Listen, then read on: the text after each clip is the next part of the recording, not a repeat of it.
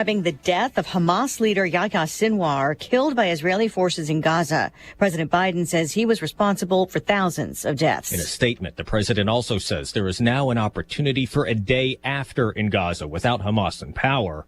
National Security Advisor Jake Sullivan telling reporters aboard Air Force One Sinwar was an obstacle to peace. At various points along the way, Sinwar was more interested in causing mayhem and chaos and death than in actually trying to achieve a ceasefire and hostage deal. President Biden spoke with Israeli Prime Minister Benjamin Netanyahu to congratulate the IDF and Israeli soldiers who carried out the operation. Fox's Jared Halpern at the White House, a day after another round of U.S. strikes on Houthi targets in Yemen.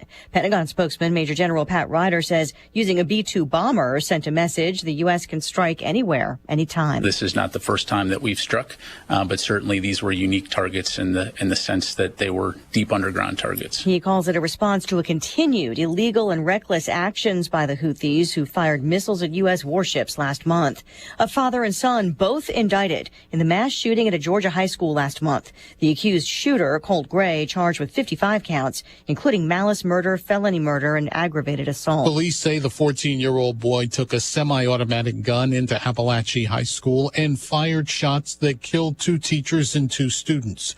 Colt Gray's father, Colin Gray, was also indicted on 29 counts, among them second-degree murder, involuntary manslaughter, and reckless conduct for providing the gun and ammunition his son used and knowing of his son's mental state. Fox's Gernal Scott, they are both due for arraignment November 21st. New highs on Wall Street, the Dow up 161 at the bell to a record close. America is listening to Fox News.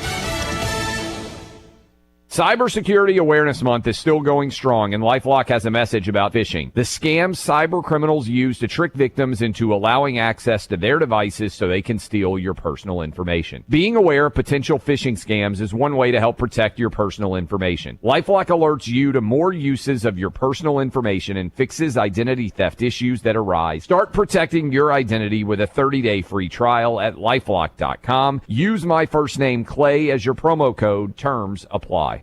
Sweet chocolate reward.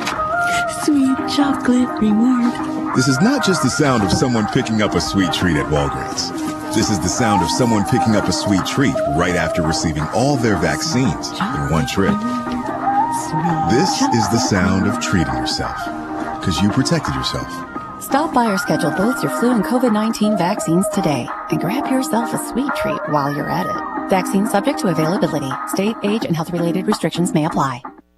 Some early adjustments to early voting in North Carolina, where election officials are coping with hurricane impacts. North Carolina Elections Director Karen Brinson Bells says the state is making sure ballot boxes stay open following Hurricane Helene. Since this storm hit, election officials in this state have been working long hours to ensure Western North Carolina can vote. Some of the hardest hit counties have had polling places become unusable. Watauga County has been able to keep its polling locations open, but is adjusting its hours, including now allowing early voting on weekends. North Carolina will be a key battleground state for the race to the White House and for control of the House of Representatives. Fox's Ryan Schmelz in Washington. Arizona's highest court rejects a bid from 2 political figures to keep their divorce records sealed. The 2016 divorce records of U.S. Senate candidate Arizona Congressman Ruben Gallego and his ex-wife, Phoenix Mayor Kate Gallego, are expected to be unsealed.